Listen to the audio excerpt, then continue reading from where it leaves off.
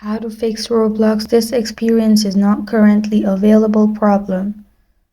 Hi everyone, it's Sophia to assist you today. Without any delay, let's jump right in. First, open Play Store and search Roblox. Make sure there's no update. If you have update left, simply update it and open the Roblox app and try to experience the game which was not available.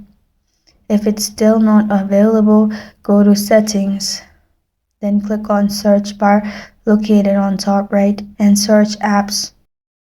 Search for apps and notification. In here, simply go to see all apps, then search for Roblox. Or stop the app, then go to storage and cache, clear cache and clear storage.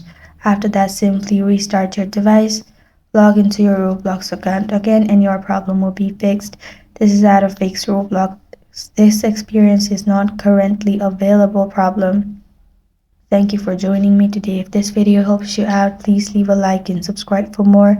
Got a question or want to suggest a topic? Comment below. I'm Sophia signing off. Until next time.